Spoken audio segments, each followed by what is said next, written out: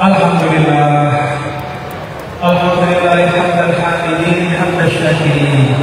Wassalatu wassalamu ala sayyidina maulana Muhammadin wa ala alihi wa sahbihi ajma'in, amma ba'du. Adik-adik semua yang saya hormati dan saya banggakan, juga saya doakan sebagaimana orang tua kalian semua mendoakan kalian, mudah-mudahan mendapatkan ilmu yang barokah. Mudah-mudahan menjadi mahasiswa ITS yang berprestasi. Mudah-mudahan bisa selesai tepat waktu. Mudah-mudahan mendapatkan IP 4. Mudah-mudahan bisa menjadi kader-kader bangsa yang akan memperkuat NKRI insyaallah pada masa-masa yang akan datang. Alhamdulillah wa syukurillah. Pada siang hari ini saya senang betul bisa bersama-sama dengan adik-adik mahasiswa semua. Sebelum bersama di ruangan ini, saya tadi berjumpa dengan Pak Rahmat, Bapak Kolonel Rahmat. Sudah jumpa tadi adik-adik semua? Alhamdulillah. Beliau sahabat lama saya.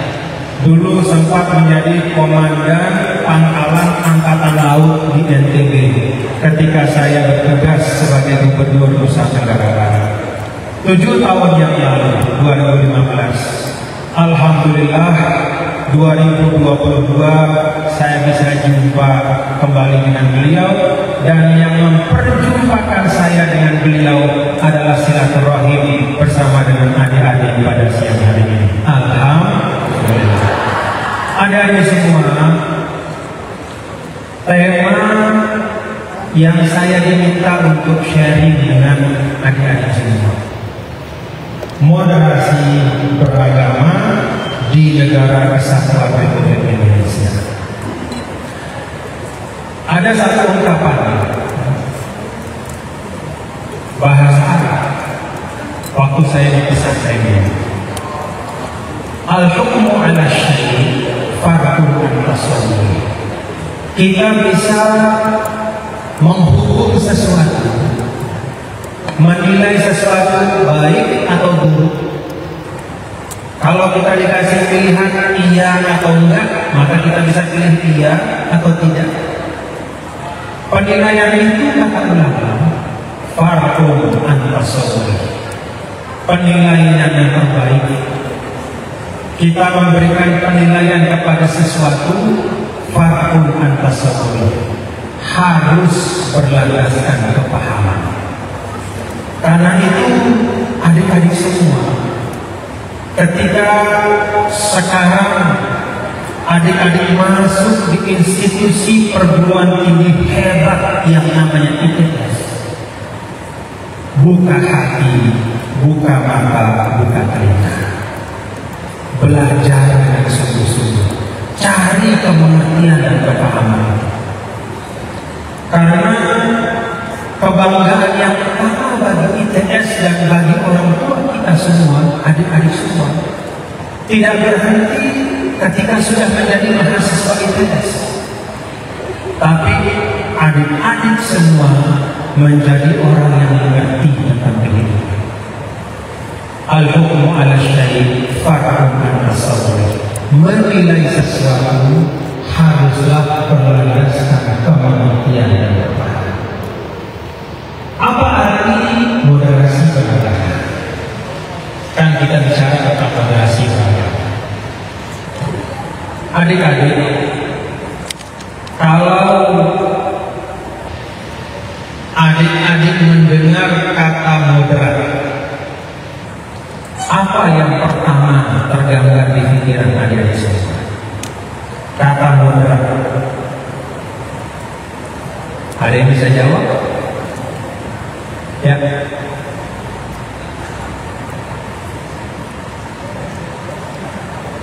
Kencengin suaranya yuk, Mas yang muda nih. Depan. Siapa namanya nih?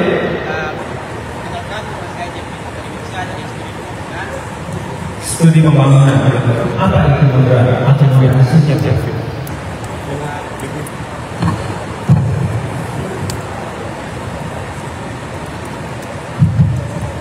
mendengar kata moderat atau moderasi, yang teringat dari pikiran saya adalah hal-hal yang biasa-biasa saja atau hal-hal yang tidak berlebihan dan tidak berkurangan sehingga pas sasarannya. Hebat. Kita tepuk tangan dulu. Pantesan masuk ITS, anaknya pintar. Alhamdulillah. Dan insya Allah itu menunjukkan semua yang hadir di ruangan ini juga punya kecerdasan yang sama bahkan lebih dari itu.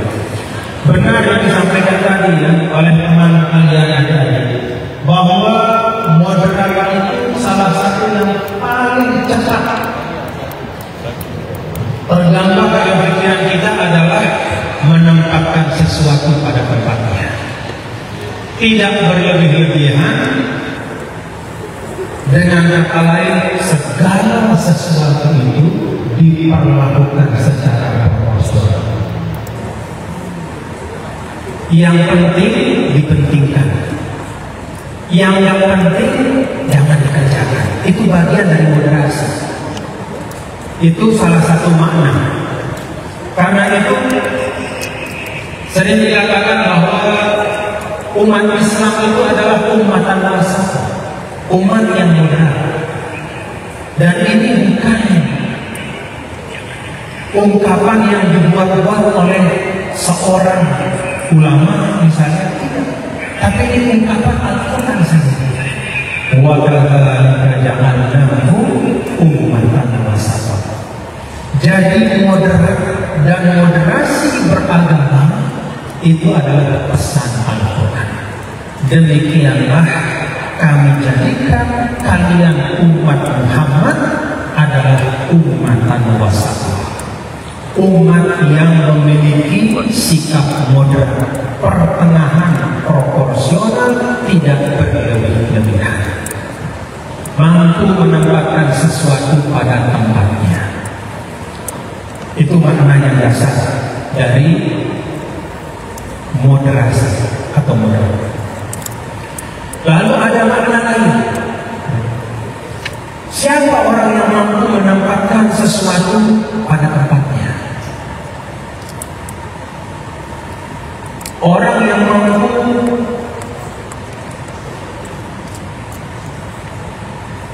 menempatkan atau menghadapi masalah dengan baik, tidak berlebih-lebihan terhadap sesuatu hal, tapi juga bukan berarti tidak peduli.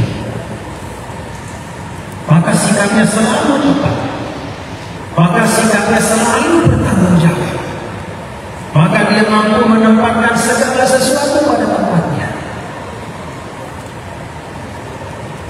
Para ulama mengatakan bahwa sikap moderasi itu bisa terwujud apabila pertama memiliki semangat untuk selalu berbuat yang terbaik. Kalau kita ingin menghadirkan sesuatu yang terbaik dalam kehidupan, maka sikap kita insya Allah akan menjadi sikap yang bertanggung jawab. Kalau bicara yang terbaik itu biasanya adik-adik, kalau bahasa Indonesia itu ada istilah maksimal dan optimal. Ada yang tahu nggak bedanya maksimal dan optimal?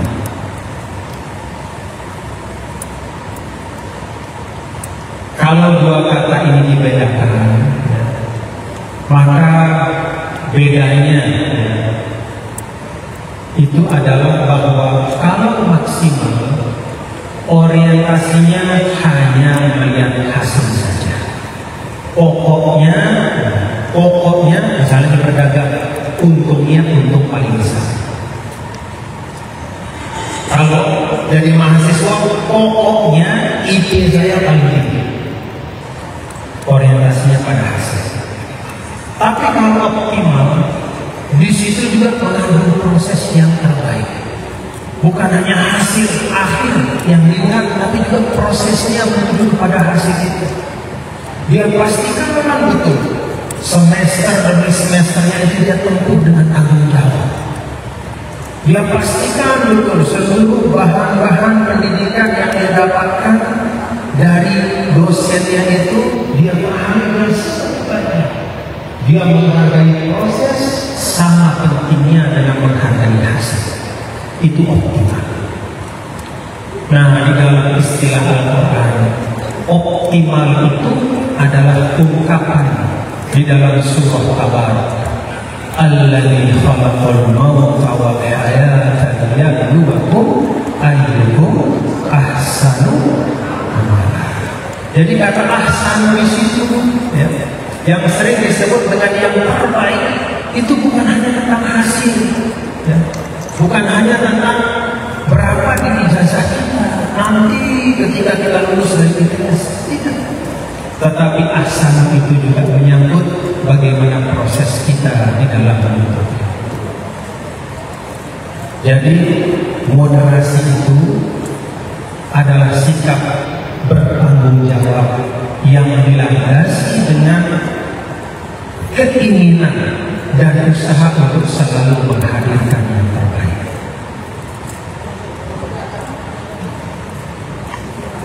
Lalu kalau kata moderasi dikaitkan dengan beragama, maka kita tinggal sambung saja bahwa moderasi beragama artinya sikap kita beragama yang meletakkan segala sesuatu pada tempatnya secara proporsional dengan semangat untuk memberikan yang terbaik, baik itu hasil maupun prosesnya.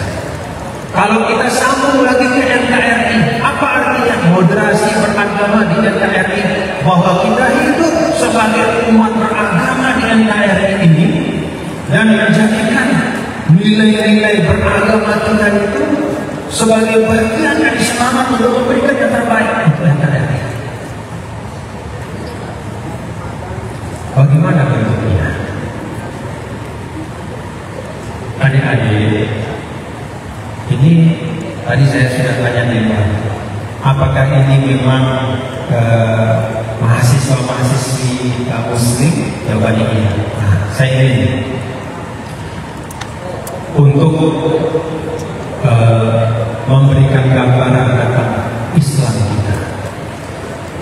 Agama Islam, agama kita agama Islam. Kalau kalau diklasifikasi dari sisi bidang ajarannya, maka ada namanya ruang akidah, ada namanya ruang ritual ibadah, dan ada namanya bidang muamalah. Yang pertama, bidang akidah. Apa akidah itu? Akidah itu seperangkat keyakinan. Ada berapa rukun iman kita? Ada. Nah, itu bagian paling inti. Percaya kepada Allah, percaya bahwa kita hadir di ITS ini juga takdir dari Allah. Karena rukun iman yang keenam itu percaya kepada takdir Allah. Percaya bahwa semua kitab-kitab suci itu diturunkan oleh Allah untuk kemaslahatan umat manusia. Percaya bahwa ada malaikat-malaikat Allah yang melaksanakan tugas-tugas dari Allah. Percaya bahwa setelah kita hidup di dunia, maka kelak kita akan hidup di negeri akhirat.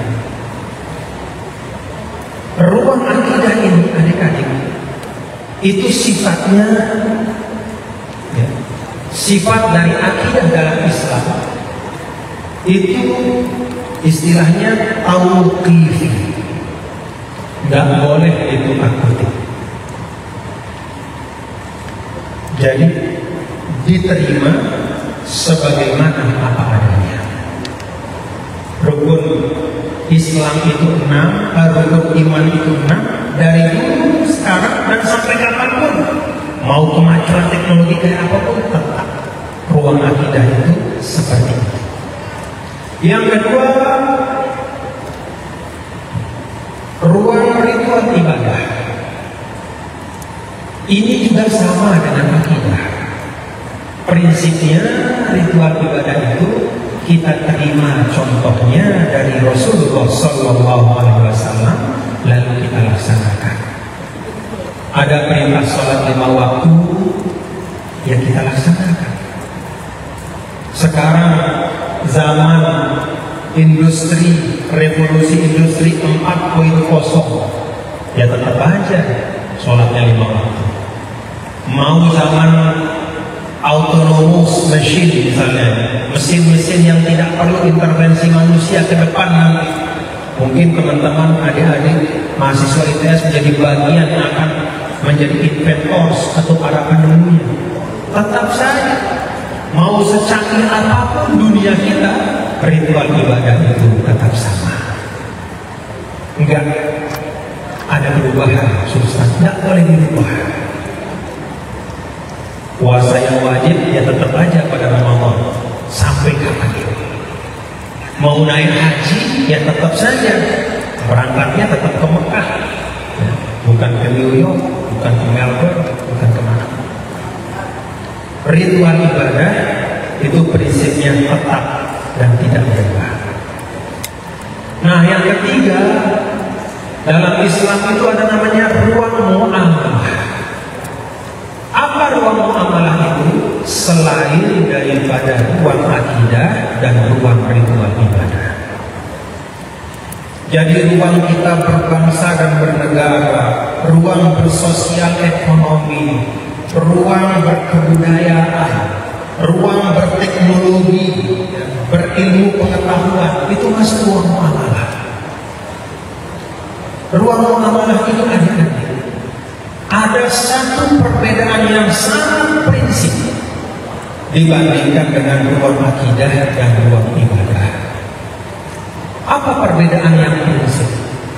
Kalau ruang akidah dan ritual ibadah itu nggak boleh dirubah-rubah, kalau ruang muamalah justru prinsipnya adalah harus terus dikembangkan dan diinovasikan.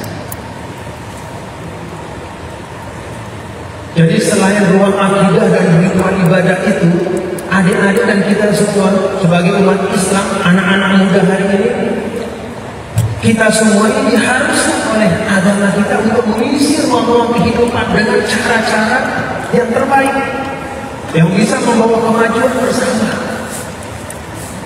Nah, termasuk kita sebagai satu bangsa, ketika kita merdeka dari penjajahan setelah perjuangan yang sekian panjang, maka kemudian kita merumuskan kesepakatan berbangsa yang namanya Kesepakatan Negara Bangsa Negara Kesatuan Republik Indonesia.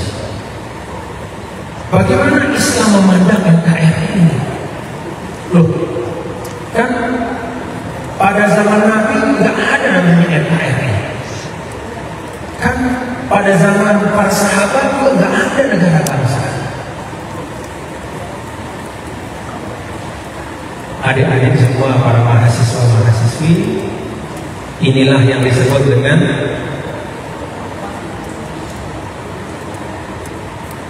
ruang, ya. Kita katakanlah ruang kehidupan sosial, ruang muamalah yang di dalam Islam kita diberikan keleluasaan untuk merumuskan dan menyepakati apa yang terbaik untuk kita selama tidak bertentangan dengan prinsip-prinsip Islam. Jadi kalau kita lihat negara kita, adik-adik semua, ya, kita lihat mulai dari dokumen-dokumen yang menjadi fondasi kita berindonesia. Kita lihat misalnya ada Pancasila dengan 5 sila. Kita baca satu-satu silanya dari sila pertama sampai sila kelima. Kalau kita renungkan 5 sila itu, oh ternyata semuanya sangat sesuai dengan nilai-nilai dan prinsip Islam.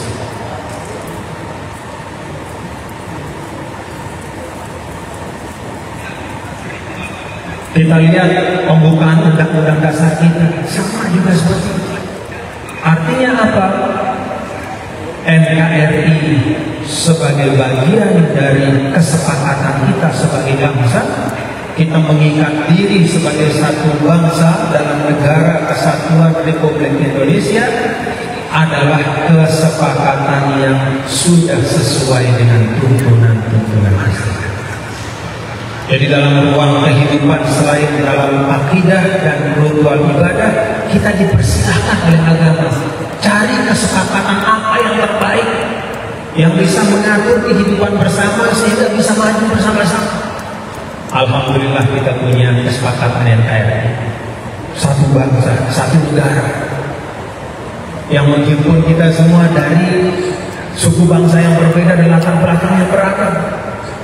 Dan adik-adik harus tahu bahwa pada saat banyak sekali negara-negara di dunia ini yang terpecah belah, yang semula satu negara yang kuat hancur berkeping-keping, termasuk diantaranya sebagian negara-negara Islam yang dulu kita baca menjadi tempat kebanggaan dari peradaban Islam.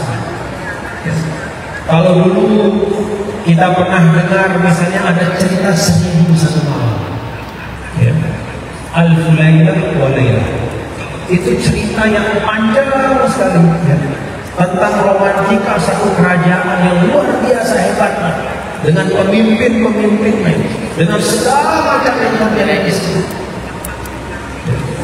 Itu latar belakangnya adalah kejayaan suatu negara yang pada hari ini kejayaan itu sudah hilang. Kenapa kejayaan itu hilang? Karena mereka tidak mampu menjaga kesepakatan yang ada pada mereka.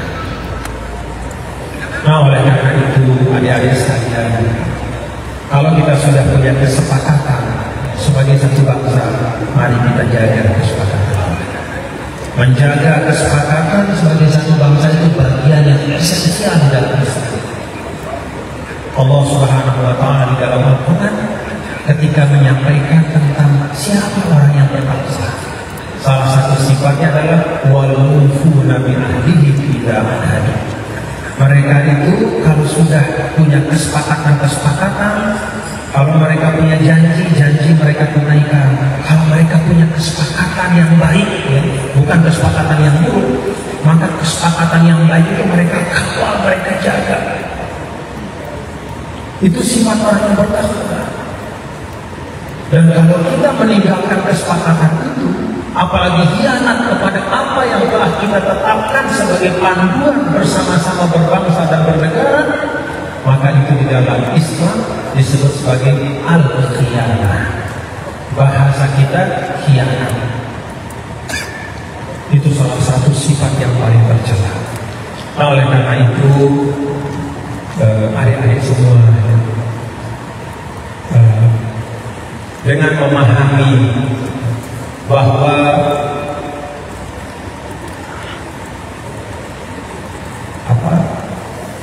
kita berbangsa dan bernegara di Republik Indonesia ini adalah berdasarkan kesepakatan kita sebagai bangsa, kesepakatan dari para founding fathers kita, dan ini bagian dari ruang muamalah. Maka apa yang kita sepakati kita jaga. Itu bagian dari menempatkan sesuatu pada tempatnya. Itu bagian dari sikap proporsional. Itulah salah satu terjemahan dari moderasi beragama.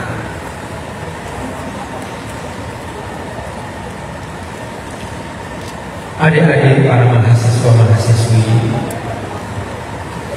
dulu ketika Rasulullah SAW ke Madinah, di Madinah itu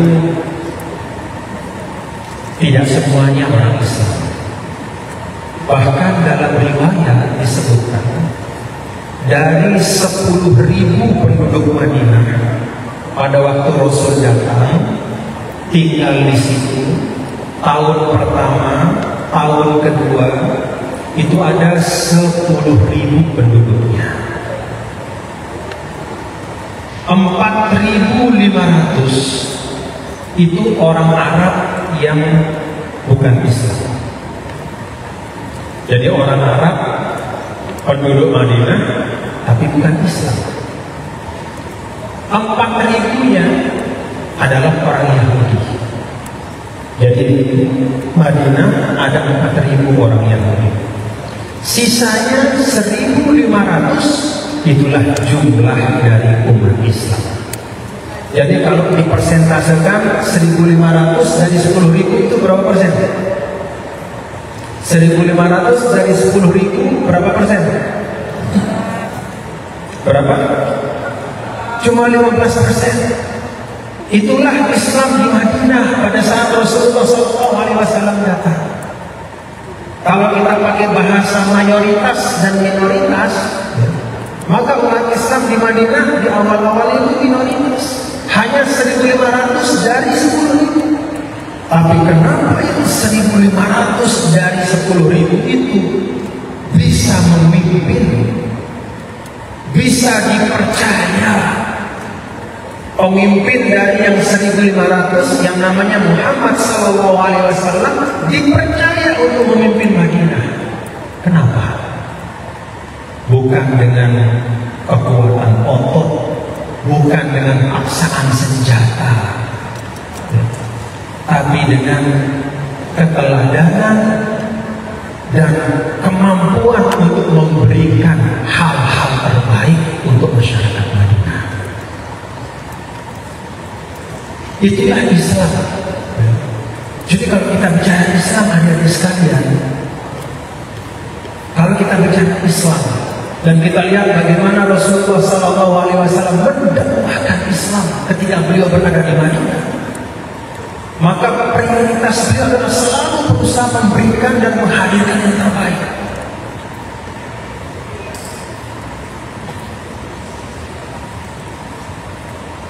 Dulu masyarakat Madinah itu dikenal dengan masyarakat agraris,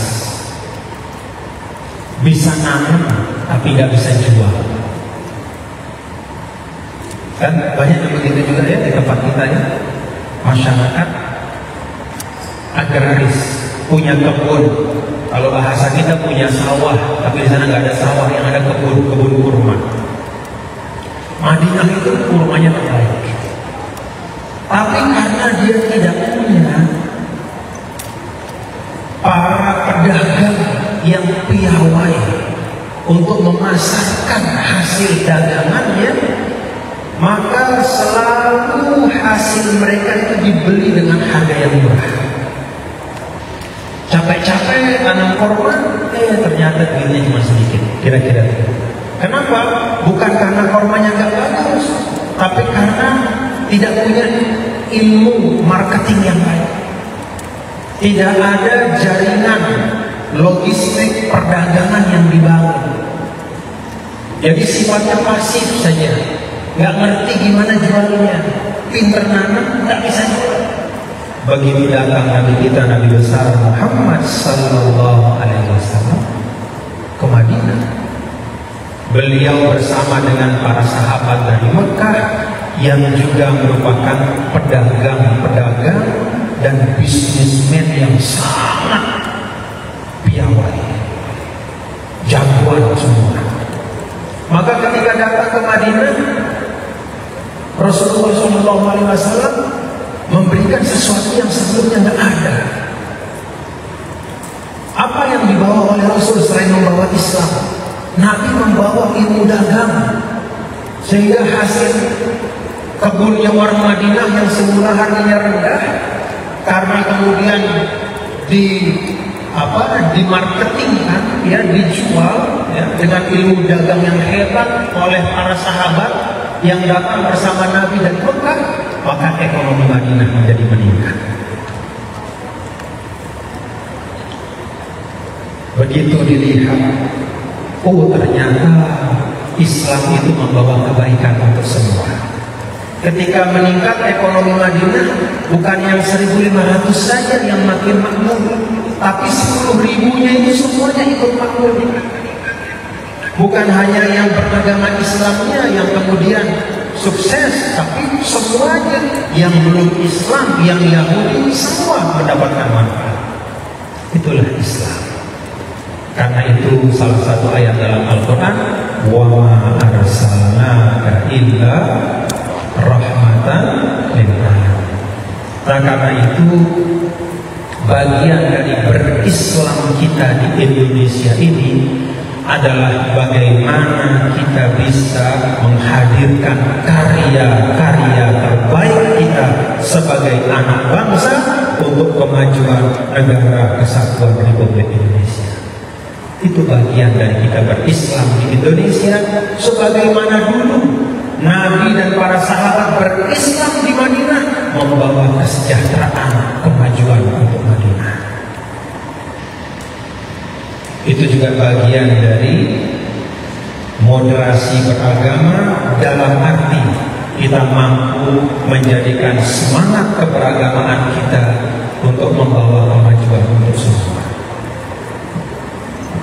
Nah, oleh karena itu adik-adik sekalian, para mahasiswa yang saya banggakan, kalau kita melihat konsep moderasi beragama seperti ini,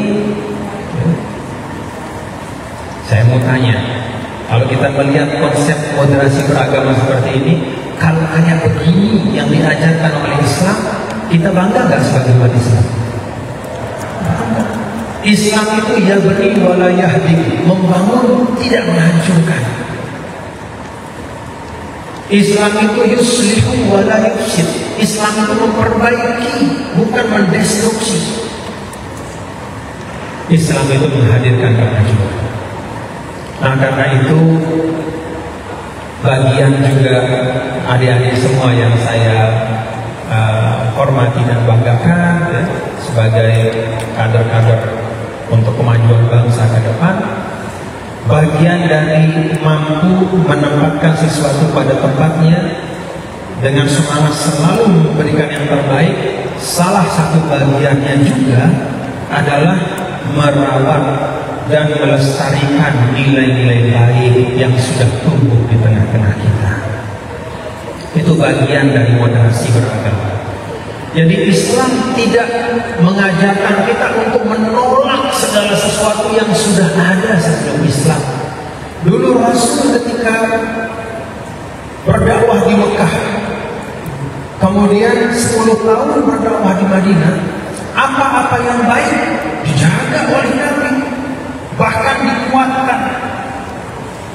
Contoh, orang Arab itu, adik-adik sekalian, orang yang sangat suka memuliakan tamu. Jadi mereka itu sangat pemurah. Ketika datang Rasul, sifat pemurahnya itu ya, tidak hanya dipuji ya, tidak hanya dihargai sebagai satu sifat yang baik, tapi bahkan oleh Rasul sifat pemurah itu dijadikan sebagai tanda imannya seseorang. Maka Nabi mengatakan, "Man kana yu'minu billahi wal yawmil akhir falyukrim dhaifahu." Siapa yang beriman kepada Allah dan hari akhir, maka dia harus memuliakan tamunya. Jadi kebiasaan memuliakan tamu itu kemudian diperkuat oleh Islam. Artinya apa? Tradisi yang baik yang telah tumbuh, telah ada di tengah masyarakat. Ketika Islam itu datang, maka yang baik itu dijaga, dirawat, bahkan dikokohkan.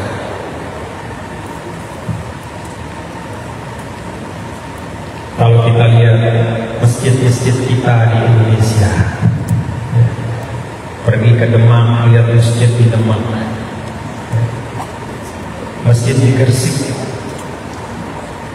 arsitekturnya itu mewarisi arsitektur sebelum Islam. Kenapa? Karena memang bentuk itu yang terbaik yang diyakini oleh masyarakat.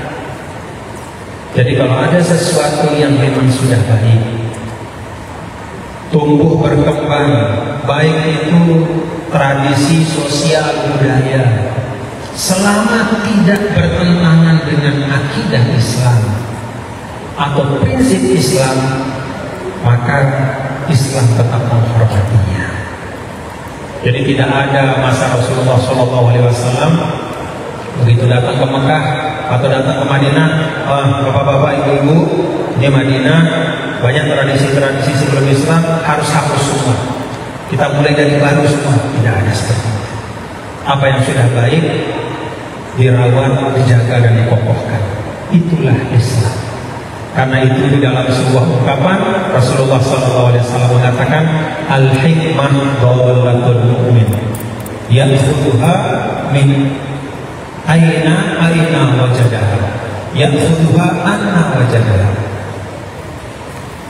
Hikmah atau kebaikan itu adalah ibarat barang kita yang hilang, maka dimanapun kita temukan kita ambil. Kebaikan itu dari manapun sumbernya, selama dia baik kita ambil. Dan itu prinsip juga kepada adik-adik semua di dalam mengembangkan kemampuan intelektualitas. Apalagi ini institut teknologi. Yang namanya teknologi itu bukan seperti bikin bakso. Tahu bikin bakso? Malam diulek-ulek, campur-campur, pagi-pagi sudah bisa dimakan. Tidak.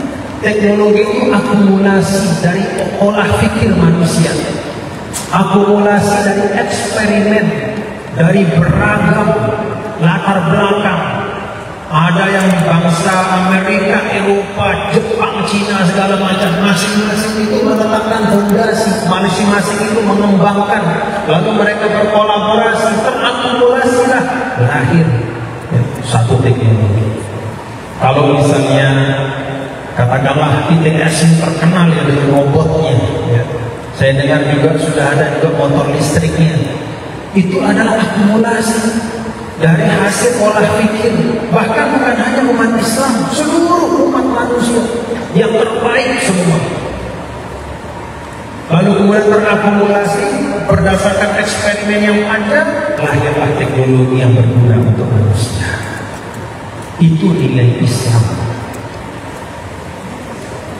Selalu mencari yang terbaik dan menghadirkan yang terbaik untuk kehidupan. Oleh karena itu, adik-adik semua, dalam penutup kesempatan ini saya ingin sampaikan ya, bagian how to appreciate yourself. Tuqaddiruna anfusakum qabla an yuqaddirukum nas. Bagian dari membangun apresiasi kepada diri kalian sebelum kalian berharap untuk diapresiasi oleh orang. Bagian dari menghargai diri kita, karena tidak mungkin orang menghargai kita kalau tidak kita menghargai diri kita sendiri. Apa yang saya ingin adik-adik menghargai diri Anda semua, bahwa duduknya Anda semua adik-adik di ruangan ini hari ini bersama saya adalah hasil perjuangan yang panjang dari adik-adik semua. Mulai dari proses SD, SMP, SMA sampai ke ITS, bukan sehari semalam tapi bertahun-tahun. Hargai itu semua, dan karena itu pastikan ketika berada di ITS ini adik-adik bisa memberikan yang terbaik. Semoga adik-adik semua, para mahasiswa-mahasiswi, insya Allah menjadi kebanggaan untuk kita semua. Tadi saya sudah sampaikan juga ke bapak-bapak para dosen, saya sampaikan bahwa walaupun saya tidak sekolah di ITS, tapi ada keluarga saya juga sekolah di ITS. Kakak saya yang paling tua itu amatan ITS, teknik kimia, perempuan, dan sekarang menjabat sebagai wakil gubernur di Nusa Tenggara Barat. Jadi itu tempat yang melahirkan orang-orang hebat. Ya. Adik-adik berada di sini, appreciate yourself, hargai dirimu semua dengan menanamkan komitmen memberikan yang terbaik. Semoga Allah merahmati. Assalamualaikum warahmatullahi wabarakatuh. Kita berikan tepuk tangan